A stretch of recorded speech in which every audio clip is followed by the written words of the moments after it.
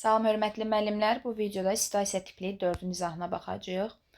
Deməli, birinci sualda qeyd olunub ki, müəllimin yanlışa yol verdiyi situasiyanı tapın. Görək hansı variantda yanlışlıq var. Müəllim müşahidə vasitəsilə mütəmadi olaraq şagirdlərin anlamasını müəyyənləşdirir və yanlış təsəvvürləri aradan qaldırmaq və daha dərindən öyrənməni təşviq etmək üçün dərs prosesini tənzimləyir. Bu ümumiyyətlə bənddə səhv nəsə gördüyümü görməkdə şagirdləri izləyirəm. Hər hansı bir yanlış təsəvvürləri aradan qaldırıram, dərindən öyrənməni təşviq edirəm. Yəni 51 müəllim olaraq əlimdən nə gəlirsə hamısını eləyirəm. Bu doğrudur. Bizə yanlış cavab lazımdır. Müəllim dərsini hər tərəfli planlaşdırır, onu alt standartlara uyğun olması və effektiv öyrənmək üçün bariyerləri aradan götürməsini təmin edir. Yəni çətinlik və s. hər şeyi aradan qaldırır. Bu da doğrudur. Daha sonra C-yə baxırıq. Müəllim şagirdlər üçün cəlbedici üsullardan və nümunələrdən istifadə etməklə təlimatları və anlayışları aydın şəkildə şagirdlərə çatdırır. Yəni cəlbedici, maraqlı üsullardan, interaktiv üsullardan istifadə edirəm. Bu da doğrudur. Müəllim şagirdlərin iştirakı ilə onlar üçün davranış ümumiyyətlə qaydalar hazırlanarkən şagirdlərlə bir yerdə hazırlasaq o daha yaxşıdır. Şagirdlərlə bir yerdə müəyyənləşdiririk. Bu da doğrudur. Yəni hamısı müsbət fikirlərdir. Bizə yanlış cavab lazımdır. Y-yə baxırıq. Müəllim şagirdləri təlim prosesinə fəal cəlb etmək və onlarda fəal öyrənmə və tənqidi düşünmə imkanlarını inkişaf etdirmək üçün bura qədər hər şey qaydasındadır. Baxın, bura qədər hər şey yaxşıdır. Əsas üsul kimi real həyati situasiyalarla bağlı burada çox qəşəngdir. Bura qədər hər şey qaydasındadır yenə. Yəni real həyati situasiyaları təqdim edirəm, fəal cəlb edirəm. Amma baxın cümlənin sonunda nə yazılır? Real həyati situasiyalarla bağlı mühazirələrdən istifadə edir. Mühazirə ümumiyyətlə interaktiv təlimə uyğun bir şey deyil də, zidd bir şeydir. Müasir təlimdə də hal-hazırda interaktiv təlimdə. İnteraktiv təlimdə niyə mən mühazirədən istifadə edim? Mühazirədə uşaqlar pasiv dinləyicidir. Universitetlərdə mühazirədə əyləşmişdə hər birimiz müəllim mühazirə oxuyur, biz də 1.90 dəqiqə ərzində tutaq ki, pasiv dinləyici mövqeyindəyik. Ümumiyyətlə interaktiv təlimdə mühazirə tipli dərslərə ümumiyyətlə necə deyim, ziddir də, ona uyğun deyil. Yanlış fikrimiz hansı oldu? Y variantı.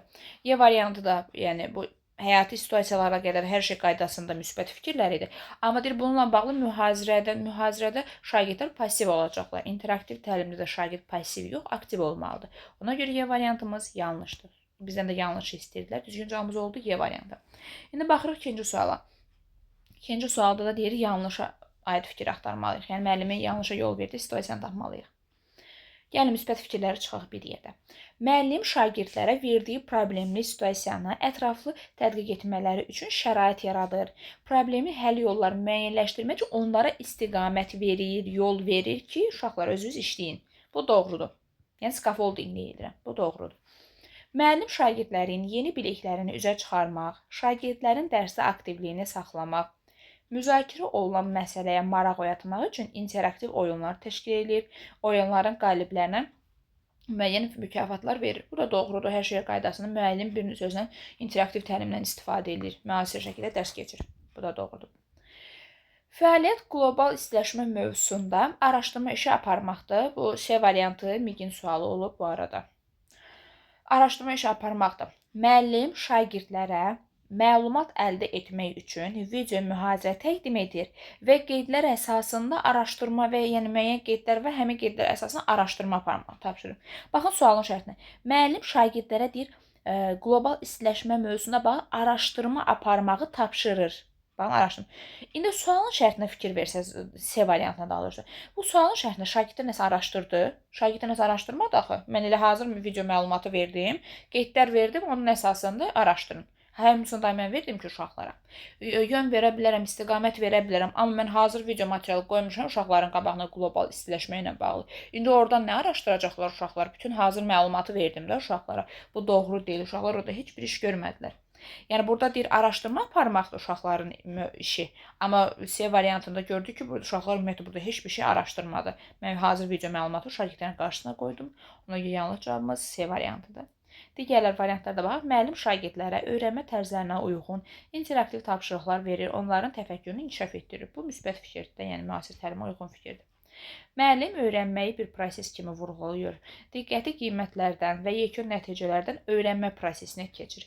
Yəni səy göstərməyin, kömək istəməyin öyrənmə prosesini vacib. Yəni mütləq deyil də elə 5 alsın hamı. Ən azı səy göstərmək, cəhd etmək və s. bu özü belə yaxşı bir şeydir. Yəni onu belə vurğulayıram. Bu da doğrudur. Yanlış cavabımız oldu D variantı. Baxırıq 3-cü suala. 3-cü sualda nə yazılıb?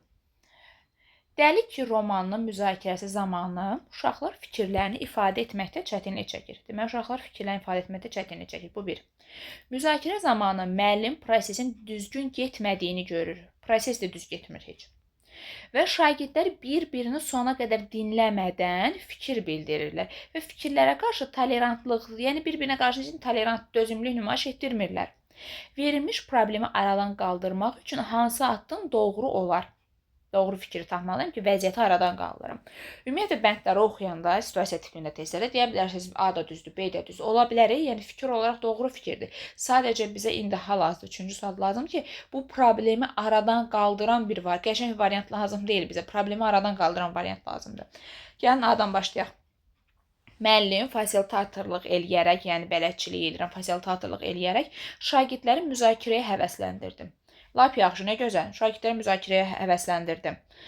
Amma problem aradan qalxdımı? Şagirdlər fikir ifadə etməkdə çətinlik çəkirlər. Proses düz getmir. Bir-birini sona qədər dinləmirlər. Fikirlərə qarşı dözümlülük nümayiş etdirmirlərsə, yəni həvəsləndirdim, nə oldu? Yenə problem qaldı axı ortada. Ona görə A-nı çıxdım. B-yə baxıram. Müəllim şagirdlərə həyati bacarıqlarla bağlı rubriklər. Baxın, bir sıra həyati bacarıqlar var da bizdə. Məsəl üçün ünsiyyətdir, əməkdaşlıqdır, sona qədər dinləməkdir, dözümlülük nümayiş etdirmək və s. Şagirdlərdə fikir versiniz, bunların heç biri yoxdur. Rubrik nə idi? Deyir, yadınızdadır, rubrikdə müəyyən meyarlar olur, qiymətləndirmə cədvəli. Müəllim əvvəlcə meyarları şagirdlərin nəzərinə çatdırmalı idi ki, misal uşaqlar, baxın, əməkdaşlıq meyarına baxacam. Baxın, uşaqlar bir-birini sona qədər dinləmirlər də. Sona qədər dinləməyə baxacam, əməkdaşlığa baxacam və s. Yəni bunlara baxacağımı öncədən deməli idim. Yəni bir növ həyati bacarıqlar yoxdur bu uşaqlarda. Həyati bacarıqlar yoxdur ki, fikir ifadə edəndə düzgün bildirmirlər, bir-birini sona qədər dinləmirlər. Bu, yəni problemi həll etmə yollarından biridir. Yəni digər variantlarda həll etməyə qarşı baxaq. Müəllim müzakirəni təşkil etməmişdən əvvəl şagirdlərin maraqlarını müəyyən etməlidir. Burada sırf yəni sualı şərtlə yazılmayıb ki, müəllim şagirdlərin marağını nəzərə almadığı üçün bu hal baş verdi, yazılmayıb ümumiyyətlə burada. C-ni çıxdıq. Müəllim dərsin əvvəlində dərsin məqsədini şagirdlərə təqdim etməlidir. Lap nə gözəl. Dərsin məqsədini təqdim elədim. Problem başqa şeydir axı burada. Danışanda bir-birini sona qədər dinləmirlər, fikir ifadə etməkdə çətinlik çəkilir və proses düz getmir. Məqsədə yəni uyğun, yəni zid bir şey eləmirəm baxma burada. Bunu da çıxıram. Müəllim şagirdləri ilin əvvəlində mədəni məlumatlı. Ola bilər ki, aramızda əminəm ki, bu 3-cü testi səhv yazanlarımız Y variantını götürür. Normalda tolerantlıq görən kimi o da mədəni məlumatlıq götürürük də. Mədəni məlumat burada sırf uşaqlar bir-birinin dininə görə, irqinə görə bir-birinin fikirlərini dinləmir. Belə bir şey yox idi. Sadəcə uşaqlar fikir ifadə etməkdə çətinlik çəkirlər və bir-birini sona qədər dinləmədiyi üçün tolerantlıq göstərmirlər də. Yəni sırf burada danışmaq, ünsiyyət, əməkdaşlıq, həyati bacarıqlar yoxdur. Burada dininə görə, irqindən, cinsindən asılı olmayaq, belə bir ümumiyyətlə situasiyanın şəklində belə bir şey yoxdur. Ona görə yeni götürmürük. Yəni sırf mədəni məlumatlıq yazıblar ki, tez avtomatik tolerantlıq görüb bunu götürək də. Yəni bu çaşdırıcıdır, amma ona görə biz bunu götürmürük. Mədəni məlumatlılıq burada sırf dinə, irqə görə bu problem baş vermədi axı. Fikir ifadə etməkdə çətin oldu. Uşaqlar bir-birini sona qədər dinləmirlər və fikirlərinə bu səbəbdən tolerantlıq göstərmirlər. Ünsiyyət, əməkdaşlıq qabiliyyətləri olmadığı üçün. Ona görə yeni götürmüsünüz. Düzgün cavabımız oldu B variantı. Sonra baxırıq 4-cü suala. Şagirdlərdən biri bütün dərslərə səylə çalışır. Tapşırıqları məsuliyyətlə yerinə yetirir. Lazımi qaydaları da öyrənir. Ona görə də akademik nailiyyətləri də yüksəkdir bu şagirdin. Ancaq bu uğuru məktəbdən kənar fəaliyyətlərdə əldə edəcəyinə inanmadığı üçün onların heç birində iştirak etmir. Əsas gücünü fənlərin öyrənməsinə sərf edir. Deməli, verilmiş situasiyaya bağlı hansı fikir doğrudur? Uşaq, yəni bu şagird ancaq məktəbdə dərsləri yaxşı oxuyur, akademik nailiyyətləri yüksəkdir. Amma məktəbdən kənar fəaliyyətlərə getməkdən biraz narahatdır. Düşünür ki, mən məktəbdən kənar fəaliyyətlərdə uğur əldə edə bilməyəcəm. Görək hansı variant doğrudur.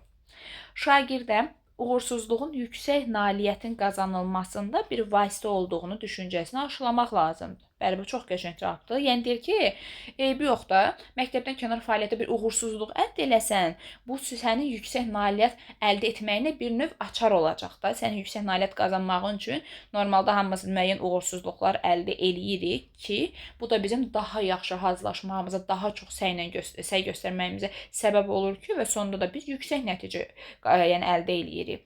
Yəni müəllim də deyir ki, bu sənin üçün bir vasitə də ola bilər.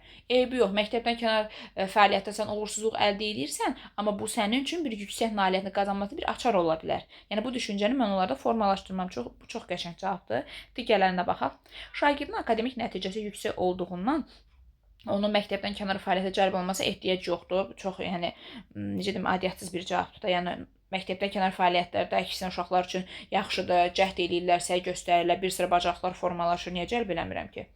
Şagirdlərdə milli kimliyin dəyərini formalaşdırmaq üçün məktəbdən kənar fəaliyyətlər cəlb olunması önəmlidir. Yəni sırf milli kimliyin dərki ilə dərsdə də aşılamaq olur da. Belə baxanda sırf məktəbdən kənar fəaliyyətlərdə yox, ya dərs prosesində də aşılamaq olur. Bu cavabın ümumiyyətlə şərt icadiyyatı yoxdur. Şagirdin əsas məqsədi ali məktəbə qəbul olmaq olduğundan, onsuz şagirdlərin bir çoxunun məqsədi ali məktəbə qəbul olmaqdır. Ona görə deyir, məktəbdən kənar fəaliyyətlərə ehtiyac yoxdur, təxirə salın getsin deyir. Bu düzgün yəni bir şey deyil. Onsuz yəni bəndə oxuyanda bilirik ki, bu yanlış variantdır. Şagird akademik nailiyyətləri yüksək olması onun şəxsiyyət kimi hər tərəfli inkişafını təmin etdiyindən, yəni onsuz sən dərsi oxudunsa, tapşırıqla qəşəng yazdınsa, nailiyyətin yüksəkdirsə, sən onsuz şəxsiyyətsən də ehtiyac yoxdur məktəbdən kənar fəaliyyətlərə. O qədər də vacib deyil, iştirak eləməsən də olar deyir. Bu da yanlışdır. Niyə şagird məktəbdən kənar fəaliyyətlərdə iştirak edib müəyyən nailiyyətlər, uğurlar əldə edir, müəyyən necə deyim, yeni bacarıqlar formalaşır uşaqlarda. Ona görə 4-cü sualda düzgün cavabımız oldu A variantı. İndi baxırıq 5-ci suala. Müəllim şagirdlərdə təhsilin inkişafı fondu tərəfindən keçirilən kitab qurdu layihəsi barədə məlumat verir. Şagirdlərdən biri kitab oxumağı sevsə də, deməli şagirdlərimizdən biri kitab oxumağı sevir. Deməli, sevsə də akademik nəticənin zəif olması onun layihədə iştirakını çəkindirir. Deməli, kitab oxumağı sevir, amma nəticələrin zəif olmasından layihədə iştirak etməkdən çəkinir. Müəllim də şagird kimi düşündüyündən siyahı tərtib edərkən yalnız akademik nailiyyətləri yüksək olan şagirdlərin adlarını həmin siyahıya qeyd edir. Təbii ki, bu düzgün bir şey deyil də. Şagird ola bilər nailiyyəti aşağıdır, amma ki, kitab oxuyur, kitabı oxumağı çox sevir. Belə baxanda ixtiraçılar da, yəni ixtira eləyənlərimiz də, alimlərimiz də, bunların hər biri və yaxud da nə bilim məşhur bir idmançı ola bilər, bir futbolçu və s. də bunların bir çoxu məktəb vaxtı, yəni uğursuzluq əldə edənlərdir. Təlim nəticələri, təlim nailiyyəti çox aşağı olanlardır ki, amma bunlar bir müddətdən sonra yüksək ixtiralar eləyiblər, yüksək kəşflər eləyiblər, yüksək nailiyyətlər yəni əldə eləyiblər. Bu demək deyil ki, mən məktəbdə dərs oxuya bilmirəmsə, nailiyyətim yüksək aşağıdırsa, mən heç bir yeniliyə imza ata bilmərəm. Belə bir şey yoxdur. Bunu şagirdə biz aşılamalıyıq. Gəlin variantlara baxaq, görək hansıdır. Şagirdlərin müxtəlif təlim ehtiyaclarından, öyrənmə xüsusiyyətlərindən xəbərdar olub, onsuz da xəbərdaram da, mən onsuz da görürəm axı mən bilirəm ki, şagirdin nailiyyəti aşağıdır, ona görə kitab oxumağı sevsə də onun adını yazmıram. Mən onun təlim, necə deyim, nailiyyətlərindən, təlim ehtiyacından xəbərdaram artıq. Onları tədris prosesinə uğur qazanmaları üçün imkan yaratmaq olar. Cümlə olaraq, bənd olaraq qəşəng bənddir. Bəlkə də aramızda A variantı götürənlərimiz də var. Amma sadəcə A variantında yazılıb ki, müəllim müxtəlif təlim ehtiyaclarından öyrənmək üçün xəbərdar olub. Mən onsuz da xəbərdaram. Sadəcə şagirdin nailiyyəti aşağı deyə mən onu cəlb eləmirəm. Ona görə bunu çıxıram. Yəni hansı yanaşma ziddir deyir. Tam yəni bu yanaşma zid bir şey yoxdur sualın şərtində. Çünki mənim xəbərim var şagirdlərin nailiyyətindən. Bilirəm nailiyyəti aşağıdır. Ona görə onun adını da heç siyahıya yazmamışam. Müəllim sinifdə Runningdir, Edisondur, Jordan haqqında, insanların haqqında, həyatı haqqında yaradıcılıq nümunələri göstərib şagirdlərlə paylaşa bilər də. Bir növ bayaq dediyimiz kimi. Yəni alimlərimiz haqqında məlumatlar verib, onların vaxtı ilə məktəbdə tutaq ki, uğur əldə etməyiblər, amma müəyyən müddət sonra müəyyən nailiyyətlər o. Bunları vurğulayan bir növ şagirdlərə misal üçün stimul verir. İndi ola bilər də, yəni deyə bilərsiniz ki, B-ni niyə götürürük? Ola bilər ki, müəllim heç Thomas Edison haqqında məlumatı olmaya bilər. Düzdür, bu indi dünya görüşü baxımından ən azı bir neçə alimin haqqında məlumatımız olmalıdır. Misal üçün, Thomas Edison haqqında müəyyən məlumatlar verirəm ki, o məktəb vaxtında yəni o qədər də yaxşı oxuması da, amma müəyyən müddət sonra tutaq ki, işıq lampalarından, işıq haqqında yəni müəyyən məlumatlar əldə eləyib, kəşfləri olub, işıqla bağlı. Sonra Michael Jordan haqqında məsəl üçün məşhur basketbol sahəsində uğurlu olan idmançılardan biridir. Rowling-də yəqin ki bilirik də. O ən məşhur o yazanlardan biri idi və Harry Potteri yazan müəllif bu olub. Yəni eyni qədər də indi siz hansını bilirsinizsə, o haqqda məlumat verirsiniz. Bir növ uşaqlara stimul verir ki, doğrudan məndə niyə alınmasın ki? Nə olsun ki, bir sahədə nailiyyətim yoxdur, amma digər sahədə uğurlu ola bilərəm, müəyyən kəşflər də eləyə bilər. Yəni belə bir məlumatları şagirdlərinizlə paylaşa bilərsiniz. Bu bir növ şagirdlərə bir ürək-dirək stimul verir. Bu doğrudur, bunu götürə bilərəm. İnklüzivliyi təmin etməklə şagirdlərdə özlərini daha təcrübəli şəxslərlə müzakirə, ümumiyyətlə inklüzivlikdən söhbət getmə daxil sualın şərtində və yaxud da deyir, daha təcrübəli şəxslərlə müzakirə prosesində cəlb edilməsi onlarda yuxarı təfəkkürü inkişaf etdirməkdir. Mənim məqsədim sırf şagirdlərdə necə deyim, bununla bağlı səy göstərmələri, onların cəhd göstərmələridir ki, mən bu problemi aradan qaldım. Yəni bununla bağlı B variantını şagirdlərə aşılasam, B variantı uşaqlar bundan sonra cəhd eləyə bilərlər. Deyir ki, hətta özü üçün nümunə götürə bilər. Thomas Edison məktəb vaxtı heç nailiyyətləri yaxşı olmayıb, amma müəyyən işıqla bağlı və yaxud da digər müxtəlif kəşfləri olub. Niyə də məndə olmasın deyir. Ona görə sində çıxır. Biz istəyirik ki, bu problemi aradan qaldıraq. Müəllim məsələn B variantında olan yanaşmaya zidd hərəkət edib. Şagirdlərin müxtəlif fəaliyyətlər cəlb edərək yumşaq bacarıq, yəni ünsiyyət əməkdaşlıqdan getmir də, şagirdlərin cəhd göstərməsindən söhbət gedir. Şagirdlərin istedad və potensialını üzə çıxarmaq, yaradıcı yanaşmanı dəstəkləməklə şagirdlərdə emosional intellekti inkişaf etdirmək mümkündür. Bu, yəni Y variantına zidd hərəkət eləməmişəm. Mən B variantına, yəni B variantına yazılan fikirlər zidd hərəkət eləmişəm ki, bayaqki sualda. Hansı sualda idi bu? 4-cü sualda. Orada da deyirdi, yəni müəyyən uğursuzluq əldə eləyəndən sonra daha çox yüksək nailiyyət əldə etməyim üçün bir açar olur. Yəni B variantında da onu deməyə çalışıram ki, uşaqlara müəyyən uğursuzluqlar əldə eləsəz də bu sizin yüksək nailiyyət qazanmağınıza bir açar ola bilər. Məsələn, B variantına zidd hərəkətli şərti. Daha sonra baxırıq digər suala. Ümid edirəm ki, 5-ci sual tam aydın oldu. Baxırıq 6-cı suala.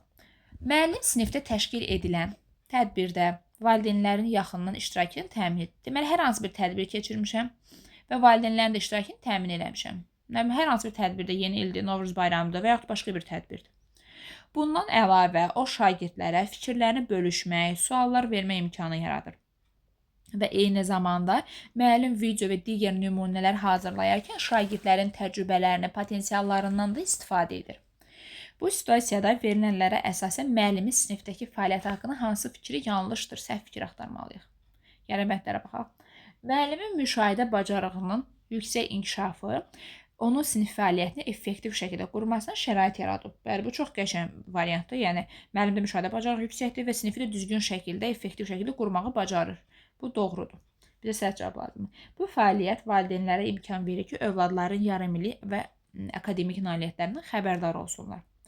Mən valideynləri tədbirə çağırmışam. Misal üçün, hər hansı bir Novruz bayramı tədbiri, misal üçün. Novruz bayramı tədbirində şagirdlərin nailiyyətlərindən deyirəm, tutaq ki, sizin övladınız bu qədər bal toplayıb, o bir valideynin övladı bu qədər bal toplayıb. Yəni, mən ora ballar deməyə, nailiyyətləri deməyə yığışmamışıq ki, biz ora tədbir üçün yığışmışıq. Tədbirdə valideynlərə akademik nailiyyətlər haqqında məlumat vermirəm axı. Ona görə bu yanlışdır, bu, yəni şərtə yanlış bir bənddir. Gəlin digərlərinə baxaq. Sinifdə sağlam psixoloji mühit varmı? Var. Bəli, hər kəs öz fikrini rahatlıqla bölüşə bilir, qorxu mühiti yoxdur. Şagirdlər dəyərli və hörmətli olduqlarını hiss eləyirlər, bu da doğrudur. Müəllimin yanaşması təkcə əməkdaşlığı inkişaf etdirmir, həm də şagirdlərin təcrübələrini, baxın burada yazıb, təcrübələrini bir istifadə etmək, onları bölüşmək bacarığını inkişaf etdirir. Valideynlərin məktəb fəaliyyətini cəlb etməklə, bəli, məktəb-valideyn münasibətlərinin tənzimlənməsi pedaqoji tələbinə də əməl etmiş sayılır. Bu da doğrudur, yanlış cavabımız oldu B variantı. Baxırıq 7-ci suala. Müəllim şagirdlərə texnologiyanın cəmiyyətdə insanlar arası münasibətə təsirini araşdırıb, təqdimat hazırlamağı tapşırır. Təqdimat hazırlayan zamanı şagirdlərdən bəziləri müxtəlif internet resurslarından araşdırır. Bəziləri mövcud bilik və təcrübələrinə əsaslanır. Yəni, bəziləri internetdən araşdırır, bəziləri öz bildiyi mövcud biliklərinə əsaslanır, bəziləri isə məktəbdə sorğu keçirilir. Yəni, bir növ hərə fərqli üsuldan istifadə edib də, əsas odur ki, mənə nəticə maraqlıdır. Nə əldə etdiniz? Hansı bilik bacarıqları əldə etdiniz? Biri internetdən araşdırdı, biri məktəbdə sorğu keçirdi, biri öz biliyindən, fakt hazır mövcud biliyindən istifadə elədi də. Mənə nə lazımdır? Ondan sonra fərqli üsullardan istifadə. Mənə lazımdır ki, sonda nə bilik bacarıqları əldə etdilər bu şagirdlər? İndi fərqli üsullardan istifadəyə baxmayaraq, müəllim bütün təqdimatları qəbul edib.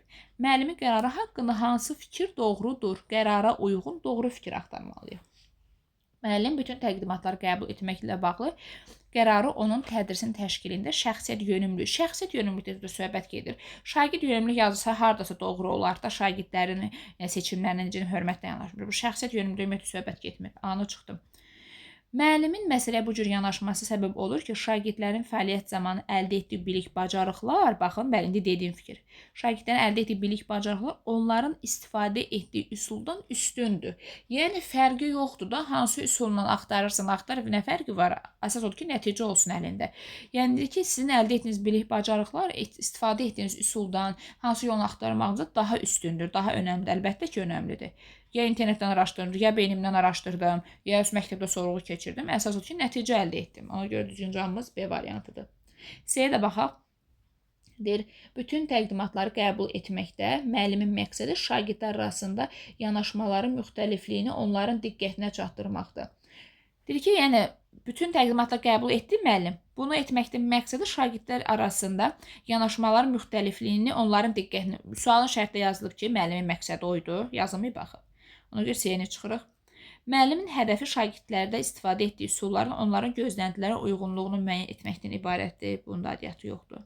Mənim məqsədim odur ki, müəllimin bir məqsədi, məsələyə yanaşması necədir? Yəni siz hansı üsuldan istifadə eləyin, əsas odur ki, nəticə əldə eləyəsiniz. Yəni mənim məqsədim budur. Müəllimin öyrənmə prosesində şagirdlərə seçim verməsi onların qarşılaşdıqları çətinliklərə münasibətini müəyyən etməyə xidmət verir. Onsuz da hərə öz yolu ilə öyrənir, mənə nəticə maraqlıdır. Düzgün cavabımız oldu B variantı. 8-ə baxırıq. Böyük summativ qiymətləndirmə zamanı şagirdlərin nəticələrinin yüksək olmasında onların akademik bilikləri ilə yanaşı psixoloji vəziyyətlərində vacib olduğunu bilən müəllim, deməli mən bilirəm ki, bunların nəticələrin yüksək olması və eyni zamanda da psixoloji vəziyyətlərində önəmli olduğunu bilirəm.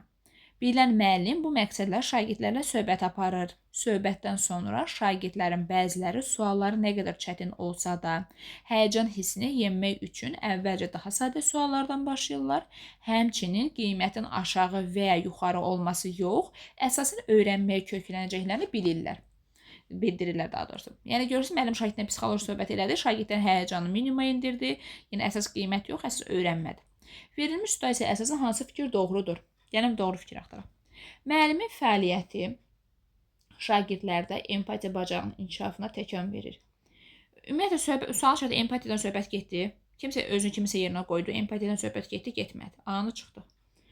Müəllim şagirdlərdə metakognitiv düşüncənin inkişafının vacib amil olduğunu bilir. Yəni metakognitiv bacarıqlarda nə idi?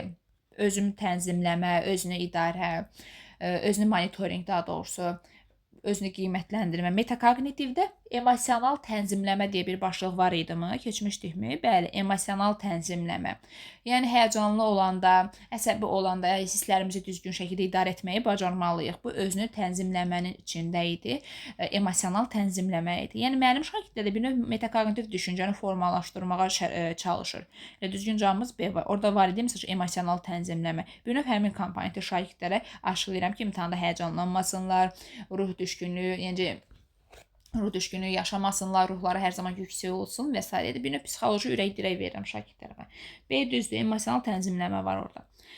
C-yə baxırıq. Müəllim bu fəaliyyəti şagirdlərdən davranışını qarşılaşacaqları nəticəyə görə formalaşdırmağı tələb eləyir. Yəni mən şagirdlərin artıq böyük summativ qiymətləndirmə verməmişdən qabaq mən onları aşılayıram. İndi gözləmirəm ki, qoy görün bunlar imtahan versinlər, aşağı nəticə toplasalar, həyəcanlansalar, mən onu demirəm. Mən bunu öncədən deyirəm şagirdlərə ki, həm imtahana yüksək nəticə toplasın, həm də baxımdan onları tənzimləyim.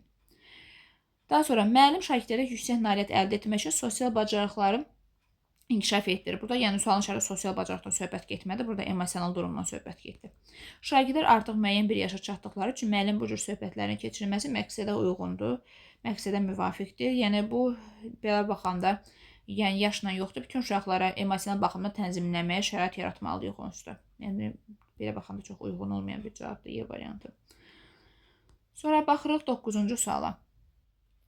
Deyir ki, dərsdə aktivliyinə görə fərqlənən şagird bütün müəllimlərin sevimlisinə çevrilmişdi. Bəzi müəllimlər şagirdi davamlı tərifləyir. Digər şagirdlərə onun nümunə göstərir. Görürsüz, siz də Leyla kimi olun. Leyla yaxşı oxuyur, siz də onu. Yəni bütün şagirdlərə onun nümunə göstərir. Təbii ki, bu doğru bir şey deyil. Rəqabət mühitini aşılamaq sinifdə bir eqoizm olur. Müəllimlərin məqsədi belə bir mühit yaratmaqla akademik cəhətdən zəif şagirdlərin daha yaxşı nəticə əldə etməsini həvəsləndirməkdir. Əksinə biz həvəsdən düşəcəyik. Hansısa bir şagird davamlı olaraq bizə nümunə göstərirlər və tərifləyirlər. Yaxşı nəticə əldə etməsi həvəsləndirən. Verilmiş situasiya ilə bağlı hansı fikir yanlışdır? Gəlin yanlış axtaraq. Şagirdlərin birinin davamlı təriflənməsi onun qapalı düşüncə tərzinə keçməsinə nəticələnə bilər. Bəli, uşaqdır, mən onsuz da bilirəm. Və yaxud da uşaq artıq səhv etməkdən qorxur. Deyir, ay Allah, müəllim mənə bu qədər tərif eləyibsə, mən səhv eləyə bilmərəm. Yəni səhv etmə ehtimalım gözə ala bilmir. Biz həmin şagirdi qapalı düşüncə tərzinə sala bilərik. Çünki uşaq düşünür ki, bütün müəllimlər məni gözündə bu qədər böyüdübsə, mən necə imtahandan aşağı bal toplaya bilərəm, necə zəif yaza bilərəm? Şagird artıq qapalı düşüncə tərzinə salmış oluruq. Bu, yəni doğru fikir, bizə yanlış lazımdır. Müəllimin şagirdlərlə bu cür davranması sinifdə dəstəkləyici mühitin pozulmasına şərait yaradır. Yəni sinifdə sağlam psixoloji ortam yoxdur. Bir gərgin ab-hava olur. Həmişə o uşaq niyə bizə nümunə gətirməlidir? Bu da doğrudur. Bizə yanlış cavab lazımdır. Müəllim sinifdə diferensial təlimin prinsiplərini gözləməklə harda gözlədik biz burada? Diferensial təlimdə deyirdik ki, şagird müxtəlifliyini nəzərə almalıyıq, amma biz burada nəzərə almırıq, əksinə o uşağı tərifləyirik. Çünki uşaqların diferensial təlimdə deyir, şagirdlərə fərdi və fərqli yanaşma nümayiş etdirməkdir. Burada fərqli yoxdur. Ancaq o uşağı götürürəm, tərifləyirəm. Ona görə yanlış cavabımız C variantıdır. Burada ümumiyyətlə belə baxan heç bir tələbi, heç bir prinsipi gözləmirəm mən bu addımı atıramsa gəl. Deyə də baxaq, müəllimin bu addımı şagirdlər arasında bullyingi yaranma, bəli, bullying halının yaranmasına səbəb olur. Sinifdə bir aqressiya, bir qısnama halı baş verə bilər. Müəllim bu fəaliyyətinə əsasən fasilitatorluq qabiliyyətini, yəni bəli, bir müəllim olaraq, bir scaffolding olaraq, misal üçün də sinifdə mən düzgün yanaşma eləmirəm. Fasilitator olaraq, bir müəllim olaraq mən şagirdi nümunə göstərirəm, digər şagirdlərə davamlı olaraq onu tərifləyirəm. Bu düzgün bir şey deyil. Deyir, fasilitatorluq qabiliyyətinin zəif olduğunu bəli əsas verir. Bəli, bu sualın şəkli çünki müəllim düz eləmir axı ona görə. Y variantı da doğrudur. Bizə yanlış cavab lazım olduğu üçün ona görə C variantını götürdük. 10-cu suala baxırıq. Müəllim şagirdlərə Nizami Gəncəvinin Leyli və Məcnun əsəri əsasında xülasə yazmaq, yəni bir ümumiləşdirmə, bir xülasə hazırlayın deyir. Xülasə hazırlamağı tapşırır. Xülasəni təqdim edərkən şagirdlərdən biri əsəri tam oxuduğunu, biri tam oxuyub, başqa biri, yəni şagirdlərdən başqası biri isə əsər əsasına çəkilmiş biri filmə baxır. Başqa biri əsər haqqında yazılmış tənqidi fikirləri oxuyur. Yəni bayaqki neçənci sual, bayaqki sualda da var idi. Yəni hərə fərqli bir yol, mənə lazımdır bunların əldə etdiyi nəticə. Biri kinoya baxıb, biri əsəri oxuyub, biri nə bilim tənqidi fikirlər. Hərə bir şey eləyib, mənə indi nə lazımdır? Nəticə lazımdır. Xülasəsini təqdim eləməlidir. Müəllim hamının əsəri tam şəkildə oxumamasına rəğmən xülasənin hamısını qəbul edir. Yəni kim hansı xülasə təqdim edir, hamısı qəbul edir. Müəllimin qərarı haqqında, baxın sualın sonluğunu da düzgün oxumaq lazımdır. Müəllimin qərarı haqqında hansı fikir doğrudur? Bizə nə lazımdır? Doğru fikir. Yəni doğrunu axtaraq. Müəllim müxtəlif yolla əldə edilmiş informasiya qəbul etməkdə səbəb onlarda vaxtı idarə etmək bacarığının formalaşdığını göstərir. Burada vaxtdan söhbət getməyə axı. Burada mənə lazımdır ki, fərqli kim hansı yolla eləyir eləsin. Əsas mənə lazımdır ki, xülasəni təqdim eləsinlər. Yəni şagirdlərin müxtəlif üsullardan istifadə etdiyini bayaqki sualda dediyi, yəni müxtəlif üsullardan istifadə etməyiniz o qədər önəmli deyil. Əsas odur ki, əldə etdiyiniz nəticə önəmlidir mənim üçün. A-na çıxdıq. B-yə baxırıq. Müəllimin müxtəlif yollarla əldə edilmiş informasiyanı ona görə qəbul edir ki, şagirdlər fikirlərini sərbəst şəkildə əsaslandırar ki, onlara hörmətlə yanaşdığını göstərmək istəyir. Burada yəni hörmət göstərmək mənasında yəni qəbul eləmirəm. Əsas mənə nəticə lazımdır. Ona görə qəbul edirəm. Müəllimin məsələyə bu cür yanaşmasının səbəbi odur ki, məqsəd əsərin tam versiyasını oxuması yox, şagirdlərdə problem həll etmə bacarıqlarını yoxlamaq olmuşdur. Yəni sualın şərtində problem həll etmə bacarığını formalaşdırmıram şagirdlərdə. Yəni sualın şərtində C variantına baxın. Problem həll etmə bacarığı yox. Hansı bacarığı formalaşdırmaq istəyir? Tapşırığımız nədir? Xülasə hazırlamaq tapşırılır şagirdlərə. Ona görə C-ni çıxırıq. D-yə baxırıq. Müəllimin məqsədidir şagirdlərdə oxuyub anlama bacarığını formalaşdırmaq. Yəni uşaqlar bu əsəri nə edirlər? Oxuyub anlayırlar, başa düşürlər. Bu bacarığı formalaşdırmaq, interpretasiya və ümumiləşdirmək, yəni xülasədir. Uşaqlar xülasə eləyin, ümumiləşdirin oxuduqlarınızı və ya nə bilim baxdıqlarınızı. Yəni mənə lazımdır uşaqlar onun xülasəsini hazırlamalıdır. Yəni onun layihəsini hazırlamalıdır. Bu düzgün cavabdır. Çünki şərtdə xülasə deyirsə, xülasəni hazırlamalıdır. Şərtdə problem həll etmə yoxdur axı, ona görə səni götürmürük. Y-yə baxırıq. Müəllimin şagirdlərdə öyrənmə prosesində sərbəstlik verməsi onların intellekti müəyyənləşdirməsinə xidmət. Uşaqların intellektini müəyyənləşdirmək üçün verməmişəm, olsa tapşırığı. Vermişəm ki, şagirdlər müxtəlif metodlardan istifadə edib əsas ki, nəticəyə düzgün şəkildə çatsınlar. Ona görə yenə də çıxırıq. Düzgün cavabımız oldu D variantı. Sonra baxırıq 11-ci suala. 11-ci sualda yazıb ki, uyğunluğu tapın. Uyğunluq deyəndə nə axtardıq? Doğrudan doğru, yanlışdan yanlış axtarırdıq. Yəni qarşısına işarə qoyaq. İmtahanda bu tipdə suallar olanda mütləq özünüz üçün A4 vərəqində sualın, yəni məsəl üçün bu içində yazılanları köçürmürsünüz onsuz da. 1 2 3 4 yazırsınız boşluqda. Sonra yəni vərəqdə müsbət, yəni necə doğru, yanlış elib tapa bilərik düzgün şəkildə cavabı. Dərsin məqsədini mütləq şəkildə şagirdlərə təqdim edilməsinin səbəbi onun öyrənmə zamanı ilkin təlimat rolunu oynaması. Yəni şagirdlərə məqsədi öncədən elan etmək lazımdır ki, uşaqlar yəni bilsinlər də hansı təlimatlara əsasən hərəkət edəcəklərini. Bir doğrudur. Doğrudan doğrunu götürürük. Biri götürdük. 2-yə baxırıq. Müəllim sual-cavab prosesini effektiv şəkildə təşkil etdikdə şagirdlərdə yoldaşı ilə fikir mübadiləsi aparmağa imkan yaratmış oluruq. Bəli, sual-cavab edirik, uşaqlar bir-birinə fikir mübadiləsi eləyirlər, müzakirə eləyirlər də bir sözlə. 2 də doğrudur. İndi bu tərəfə baxaq. Cavabı tapmışıq 1-2-də, amma yenə də hamısına baxaq. Həm də əlavə məlumat öyrənmiş oluruq. Qrup işi zamanı qiymətləndirmə meyarı düzgün olmadıqda qrupda nə yaranırdı? Həmişə bunu deyirdik, yersiz və lazımsız rəqabət formalaşır deyir.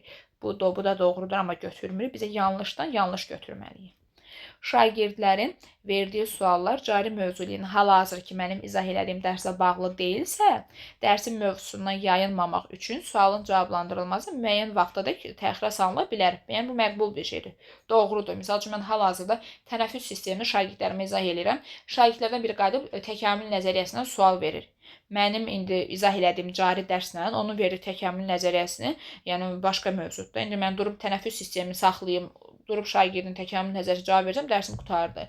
Ona görə yəni bir müddət sonra təxirə sala bilərəm. Bu da doğrudur. Bizə də nə lazım idi? Uyğunluq, doğrudan doğru götürdük. Düzgün cavabımız oldu 1-2. Yəni burada bütün fikirlər doğrudur. Ona görə 1-2-ni götürdük. Baxırıq 12-ci suala. Müəllim hər dərs yeni mövzunu hər dərs yeni mövzunun izahını özü verir. Şagirdlərdən keçən dərsin mövzusunu soruşur. Rəqəmlə qiymətləndirir. Yəni, hər gün müəllim şagirdə rəqəmlə qiymətləndirməməlidir axı. Formativ qiymətləndirmə dediyi hər gün davamlı aparılan qiymətləndirmə hansı ilə formativ? Formativ rəqəmlə ifadə olunmurdu. Nə ifadə olunurdu? Summativ ifadə olunurdu. Balınan rəqəmlə ifadə olunurdu. Cümləni yenə sonluqla oxuyaq. Dərsə hazırlıqsız gələn şagirdlər sərt şəkildə tənbih eləyir. Bunu düz eləmirəm. Tənbih edirəm uşaqları. Digər müəllimlər bununla bağlı müəllimə iradə bildirsələr də, müəllim heç bir halda öz qüsurlarını görmək istəmirdi. Necə deyim, mədəni davranmıram da, müəllimlər də ki, ay mənim bunu belə yox, belə elə, heç bir tənqidi fikirlər qəbul etmirəm, nə də nəticə çıxarmıram. Bununla belə böyük summativ qiymətləndirmə nəticələrinə görə, deməli, məsəl üçün sonda summativ keçirilib və nəticə ki, həmin müəllimin şagirdlər ən yüksək nəticələr toplayıb. Yəni, bu qədər, necə deyim, mənfi halların olması baxmayaraqdır, həmin müəllimin şagirdlər daha yüksək nəticə toplayıblar. Hansı fikir doğrudur? Yəni, doğrunu axtaraq. Tədris prosesində müəllimin dərsində istənilən şəkildə təşkil etməsi onun hüququdur və bu baxımdan müəllimlərin irad bildirməsi düzgün hesab edilmir. Niyə ki, səhvdir bu? Müəllim əgər nəyəsə səhv edirsə, digər müəllim həmkarların əməkdaşlığı öz iradını bildirə bilər. Bu çox müsbət bir haldır. Deyir ki, müəllimlər səhv elədi, irad bildirməməlidir. Əsas odur ki, nəticədir. Nə olsun, uşaqların nəticəsi yüksəkdir, amma şagirdlər sərt şəkildə tənbih eləyirəm mən, rəqəmlə də qiymət yazıram. Ona görə bu yanlış bir şeydir. Müəllim öz qüsurunu görə bilmir burada. Biri çıxdıq. Müəllim dərsdə şagirdlərə rəqəmli qiymət yazması, bayaq dediyimiz rəqəmlə qiymət yazması formativ qiymətləndirmə tələblərinə əməl etmədiyindən xəbər verir. Bəli, qiymətlə, balla ifadə olunan summativ idi. Formativ ilə bir tələbini pozub deyir bu müəllim. Aha, bəli, 2 düzdür, 2-ni götürürəm. Müəllim tədrislə bağlı iradları qəbul etməməsi, bəli, bir növ mədəni davranış sərgiləmirəm də. Müəllimlər sağ olsunlar, həmkarlarım mənə iradını bildirir. Mən deyirəm ki, özüm bilərəm, nə edirəm, necə dərs keçirəm. Yəni tənqidi fikirlər qəbul edib nəticə çıxaran bir müəllim deyiləm. Həmçinin sinifdə avtoritar üslubdan istifadə olunur. Bəli, hardan gördük? Çünki baxın burada yazılıb. Sərt şəkildə tənbih edirəm, qışqırıram, hədə qorxu gəlirəm uşaqlara. 3-ü də götürürəm. Yəni sualın şərtinə uyğun olanları, doğruları götürürük. Şagirdlərin akademik nailiyyətlər yüksək olsa da, dərsin bu şəkildə təqdim olunması, bəli, nə olsun deyə balımız yüksək, şagirdlərin balları yüksəkdir. Amma sosial, emosional bacarıqlar, yəni özünü dərk, özünü idarə, yəni emosiyaları idarə etmək yoxdur uşaqlarda. Bu da doğrudur. Çünki sizdə gərgin bir abu-hava yaranır. 2, 3, 4-ə götürəm, elə cavabımız adı. 5-ci bəndə də baxaq. Şagirdlərin böyük summativ nəticə yüksək olması onlarda özünə inamı yüksəltməsi ilə nəticələnəcək və növbəti dərslərdə daha maraqlı qoşulacaqlar. Harda maraq yüksək olacaq? Müəllim şagirdlər sərt şəkildə tənbih eləyir. Uşaqlarda necə deyim, emosional baxımdan sarsıntı keçirir, gərgin olurlar. Bu gərgin olanda gələn dəfə hardan yüksək nəticə əldə edəcəklər? Düzgüncə, yəni bal olaraq yüksək bal toplaya bilərlər, amma sizə bir növ şəxsiyyət olaraq yaxşı şəxsiyyət inkişaf etməyəcək, şagirdlərdə gərgin abu-hava yaranacaq, psixoloji travma alacaqlar uşaqlar. Ona görə düzgün cavabımız oldu 2, 3, 4. Baxırıq 13-cü suala. Müəllim şagirdlərə növbəti dərsdə gələcəkdə hansı peşəyə sahib olmaq istədikləri ilə bağlı müzakirə təşkil edəcəyini bildirir. Şagirdlər bu barədə düşünərək qərar verməlidir. Malik hamı ilə yaxşı ünsiyyətdə olur, hamı ilə danışıram, bir növ ünsiyyəti daha çox sevənlər. Satış meneceri olacağını düşünür. Satış meneceri. Yəni kütlə ilə daha çox işləməyi, qaynayıb qarışmağı, diqqət mərkəzi olmağı istəyən bir şəxsi Malik. Fərdə isə rənglərlə işləməyi sevir, bir növ məkan vizualdır. Rənglərlə işləməyi sevir və uşaqlıqdan arzuladığı, yəni uşaqlıqdan bir nəyisə arzulayır və öz qərarının üzərində dayanıb da dizayner olmağı düşünür. Gəlin şagirdlərin şəxsiyyət tipini, intellektin növünü tapaq. Hər ikisi introvert şəxsiyyət tipinə aiddir, səhvdir. Malik ekstravertdir, çünki hamının ünsiyyətdə olmağı xoşlayır və satış meneceri olmaq istəyir. A-nı çıxdıq. Daha sonra, şagirdlərin hər ikisi introvert şəxsiyyət tipidir. İndi bu dəqiqə dedik ki, bu səhvdir. Malik ekstravert şəxsiyyət tipinə malikdir, doğrudur. Şəxslər arası intellekt tipinə aiddir, bu da doğrudur. Yəni, bura qədər hələ heç bir səhv yoxdur. Fərdənin ekstravert şəxsiyyət tipinə malik olduğu, məkan vizual düzdür, amma Fərdənin ekstravert olduğu yox, daha çox introvert. Çünki öz qərarı üzərində uşaqlıqdan o arzusu var və öz qərarının üzərində dayanıb da bir növ qeyri-verbal şəkildə düşünür də, şəkillərlə, rənglərlə, dizayner və s. olmaq istəyir. Ona görə seni çıxırıq. Daha sonra bir növ öz qərarı var və öz qərarının üzərində dayanır. Baxın, D variantı deyir, Malik ekstravertdir. Ümumiyyətlə, imtahanda gəlib bütün bəndləri oxuyaq. A-C qəşəng variantda düz deyib götürməli deyilik. Malik ekstravertdir, şəxslər arası da düzdür. Fərdi isə introvert şəxsiyyət tipinə malikdir. Bəli, özü öz qərarı var və qərarının üzərində də dayanıb. Məkan vizual intellektə malik olduğunu, bəli, çünki nəyi xoşlayır? Şəkil çəkməyi, dizayn etməyi və s. xoşlayır. Düzgün cavabımız oldu D variantı. Malikin ambivert şəxsiyyət tipinə malik olmağı, bu da səhvdir, artıq şəxsiyyət tipini tapdıq bir şagirdlərim. 14-cü suala baxırıq. Müəllim şagirdlərdə şifahi nitq bacarığını inkişaf etdirmək üçün onlarla birlikdə maraqlı fəaliyyət keçirir.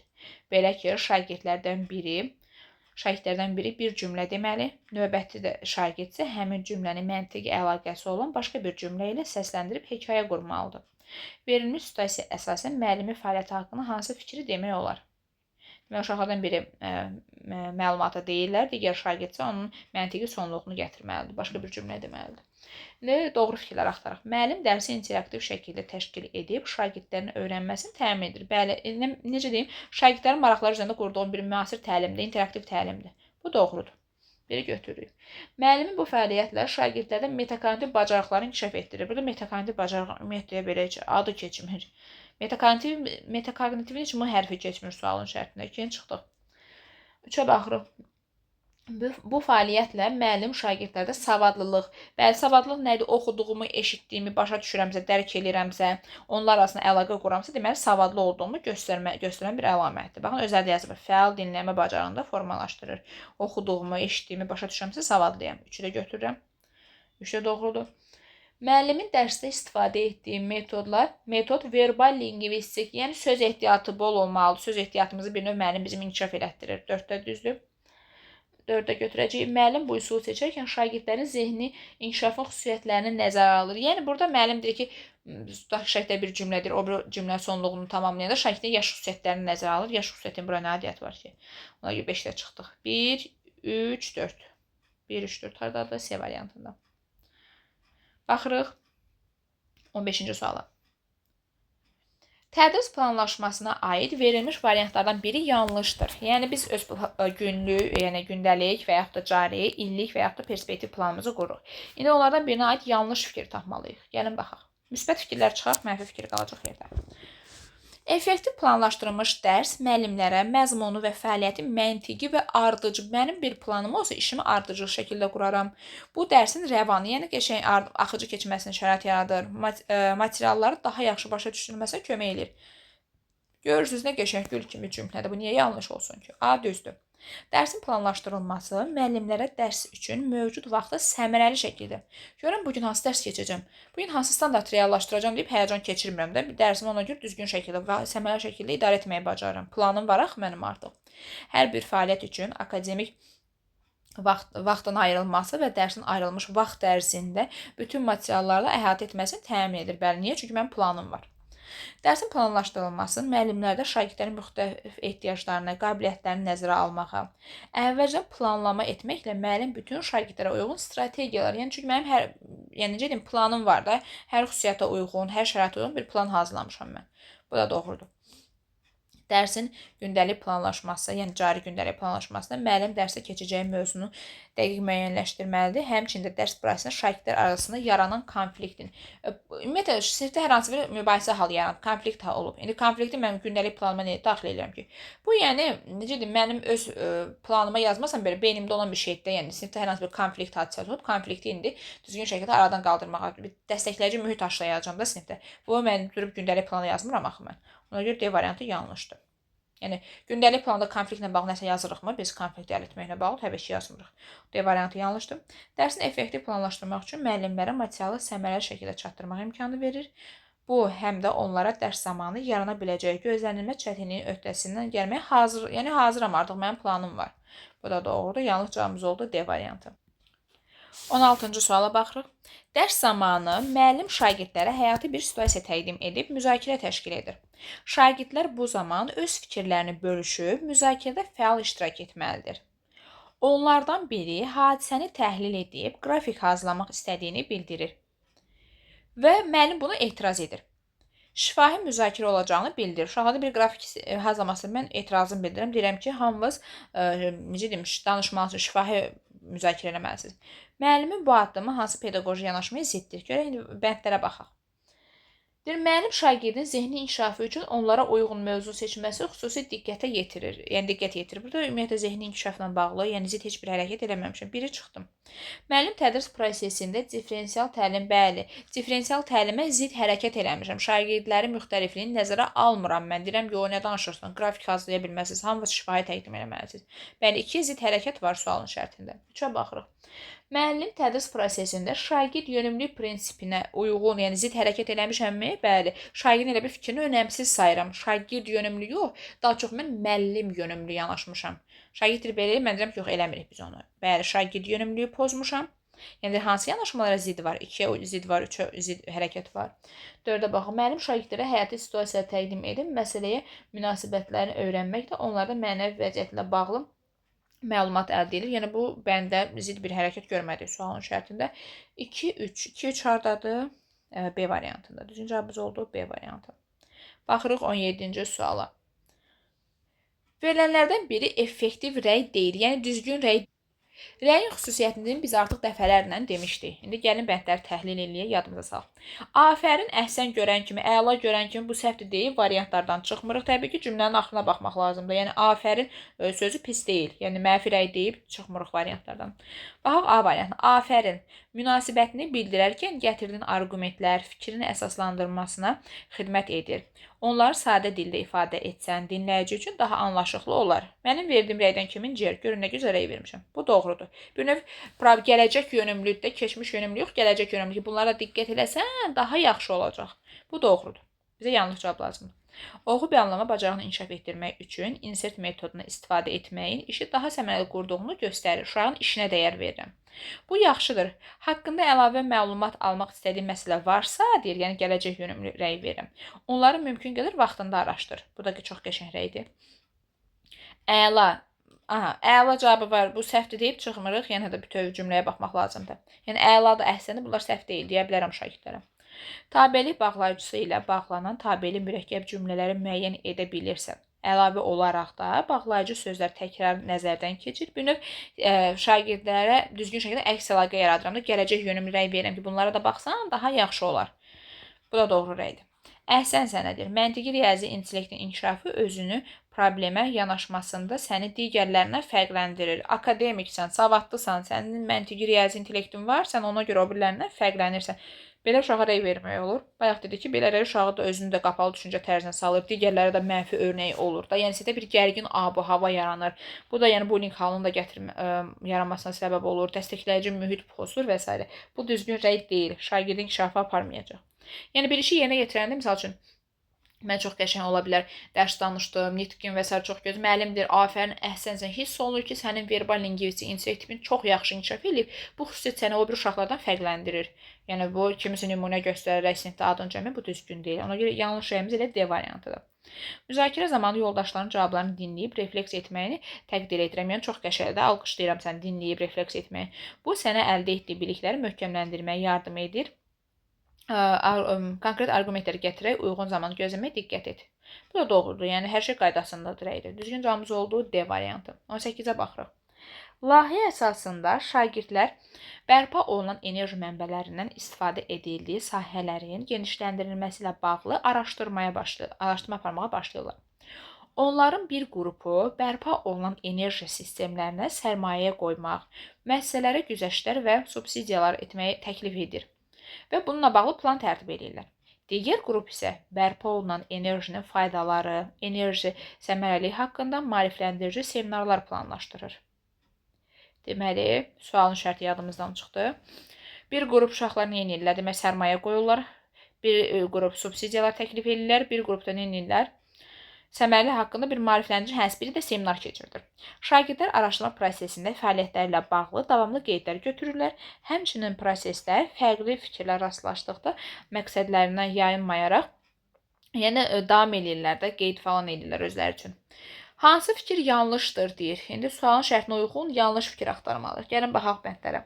Şagirdlərin birgə öyrənmə fəaliyyətinə cəlb olunması şəxslərarası intellektə sahib olan şagirdlər üçün də uyğundur. Çünki bəli bunlar bir qrup nəyisə araşdırır, o biri qrup o biri layihə iş eləyir və s.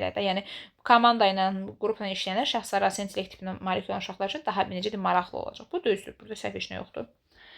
B-yə baxaq. Tapşırığın məqsədi şagirdlərdə emosional inkişafına daxili motivasiyanın əhəmiyyətini önərir. Bu sualın şərtli metodu motivasiya söhbət getdi. Dedi daxili motivasiyası, bunu eləməyi çox sevdiyi üçün və s.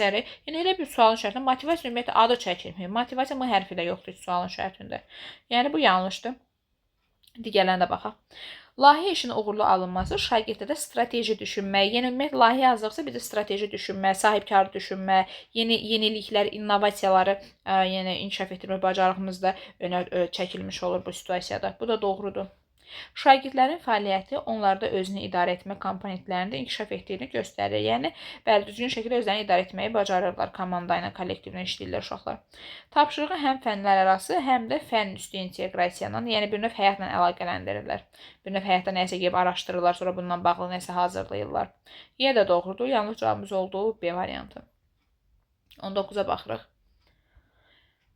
19-cu sualın şərti nə gözəldir. Bunu necə oxuyacağıq? Ekrana tam şəkildə yerləşdirək.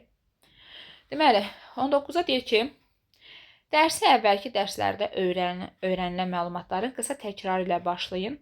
Gündəlik təkrar keçmiş biliyin möhkəmlənməsinə və rahat xatırlanmasına müsbət təsir edir.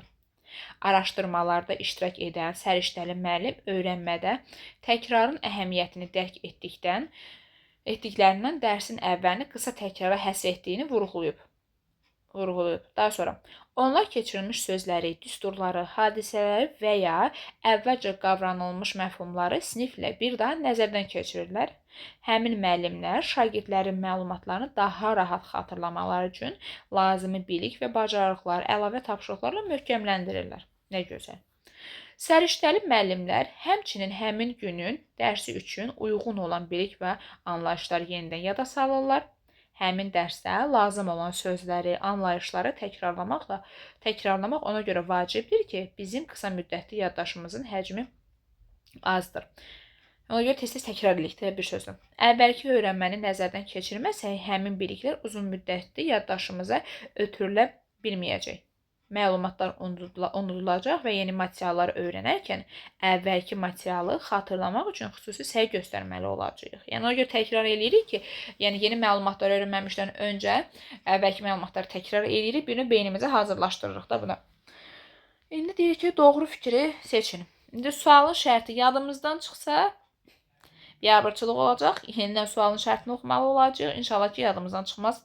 Tez variantlara baxaq ki, yadımızdan çıxmasın. Deyir, insanın yaddaşı limitlidir. Doğru fikirlər tapmalıyıq. İnsanın yaddaşı limitlidir. Onu əlavə məlumatlarla yükləsəkdir, lazımi nəticəni əldə edə bilməyəcəyik. Yəni, lazım deyil, nəyə təkrar eləmişsiniz deyir. Yaddaşımız onsuz limitlidir deyir. Bu doğru deyil. Bir də doğru cavab lazımdır. Dərsi əvvəlki mövzuların təkrarı ilə başlamaq dərsin sonraki gedişatına müsbət effektivliyə təsir edir ki, dərsi əvvəlki mövzuna təkrarı ilə başlamaq dərsin sonraki gedişatının müsbət effektivliyini təmin edir. Yəni ki, bizə deyir ki, niyə təkrar eləmişik? Təkrar etməkdə məqsədimiz odur ki, bizim yeni mövzunu öyrənəndə beynimiz ona hazır olsun. Yəni, bu motivasiyanın məqsədi dərsin digər hissənin, necə deyim, effektiv qurulmasına şərait yaradır. Amma deyir ki, müəllimin məqsədi nədir uşaqlarda əvvəlki mövzuları təkrar edir? Mənim məqsədim odur ki, yeni mövzunu öyrənməmişdən qabaq uşaqların, necə deyim, beyinlərini, o qısa müddətli, uzun müddətli yaddaş deyildiyi, həmin yaddaşı şagirdlərdə, necə deyim, hazırlaşdırmaqdır mənim məqsədim. Beyin də çıxırıq. Yeni materialın effektiv öyrənilməsi üçün onların refleksiya kimi fəaliyyətləri ilə uzun müddətli yaddaşı ötürməyimiz lazımdır. Yəni, dərsi başlayanda refleksiya kimi başlasaz, uzun müddətli yaddaşımıza ötürülməsi lazımdır.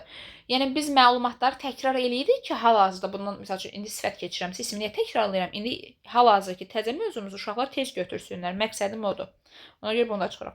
Əvvəlki materialların təkrarlanmasında, axır ki, bizim dediyimiz cavab, əvvəlki materialları təkrarlamağımızda məqsəd odur ki, qısa müddətli yaddaşımıza yeni informasiyaların qəbulunu asanlaşdırır. Birbaşa informasiya vermirəm də, yəni beynimizə. Qısa müddətli yaddaşımıza yeni informasiyanın qəbulunu asanlaşdırır. Niyə asanlaşdırdı? Çünki əvvəlki mövzunu təkrarladım, bir növ məlumatdan biraz elə bir xəbərdar olmuş oldum. Sonra yeni informasiyanı qısa müddətli beynimizə yerləşdirəcəyik. Ona görə məqsədim odur mənim. Bir növ qısa müddətli yaddaşı aktivləşdirməkdir də. Aktivləşdirirəm, sonra yeni mövzumu tədris edirəm. Ki, yeni mövzunu birbaşa keçsəm uşaqlara, bir növ soyuq kimi qalacaqlar ki, bu yeni mövzu tanımırlar, axı yeni mövzudur. Adından elə yeni mövzu deyirik. Ona görə də təkrarlayırıq ki, yaddaşımız buna hazır olsun. Asan olsun qəbulumuzda. Yəni, beynimiz bunu qəbul edə bilsin. Yeni dərsin tədrisi zamanı əvvəlki materialı təkrar edən zaman şagirdlərdə öyrənmə tərzlərinin nəzərə alınması, öyrənmə tərzlərinin ümumiyyətlə söhbət getmədi axı. Deməli, düzgün cavabımız oldu D variantı. Aşağıdakı yəni bəndləri oxuyanda sırf 19-cu sualda yox, digər suallarda bəndləri oxuyanda bənd ola bilər, düzgün fikir olaraq çox düzgün fikirdir. Amma bizə sualın şərtinə uyğun, sualın şərtinə uyğunluq təşkil edən variant lazımdır. Nə olsun burada bir neçə bənd düzdür. Bizə sualın şərti ilə uyğunluq təşkil edən lazımdır. Elə situasiya tipində suallarda çoxu da fikir olaraq doğru fikir ola bilərdi, amma sualın şərtinə uyğunluq təşkil etmir axı. Bizdə yəni müəllimin məqsədi nədir? Bizə həmin məqsədi tapan bir bənd lazımdır. Ona görə 19-a D-ni götürdük. Daha sonra baxırıq 20-ci suala. Deməli, aşağıdakı situasiyalardan hansı sinifdə effektiv öyrənməni təmin etmək daha az, deməli, xidmət edir, amma daha az xidmət edən fikir verir. Sualın şərtini düzgün oxumaq lazımdır ki, daha az xidmət edən hansıdır deyir. Bəndlərə baxaq. Müəllim yeni mövzunu tədris edən zaman fərqli metodlardan istifadə edir. Bu qəşəngdir. Yəni, müxtəlif interaktiv metodlardan istifadə edirəm. Bu düzdür. Deməli, deyir ki, sinifdə effektiv öyrənmə üçün az əhəmiyyətli olan, bu çox əhəmiyyətlidir, interaktiv fərqli metodlardan istifadə edir. Bizə az əhəmiyyətlisi lazımdır. Müəllim şagirdlərə yeni mövzu ilə bağlı materialları dinlədib, fərdi şəkildə həll etmələri üçün onlara problemli situasiyalar verir. Yəni, bu o qədər də əhəmiyyətli bir şey deyil də. Hər uşaq fərdi şəkildə işləyirlər, fərdi şəkildə problemləri həll eləyirlər. Sinifdə effektiv öyrənmə üçün bir dialoq olmalı, bir ünsiyyət olmalıdır, bir fikirlərimizi bir-birimizlə bölüşməliyik, təcrübələrimizi bir-birimizlə paylaşmalıyıq. Amma müəllim deyir ki, yeni mövzu öyrənmək istəyirsiniz, material qulaq asırsınız, gəlin hər fərdi şəkildə işləyin. Bu, yəni sinifdə effektiv öyrənməni daha az təmin eləyir. Effektiv öyrənmə, ünsiyyətlə, əməkdaşlıq, fikir mübadiləsi və s. olsa daha qəşəng öyrənərik müzakirə əsasında. Ona görə daha az, hələ ki, yəni B variantıdır. Gəlin digər variantlara da baxaq.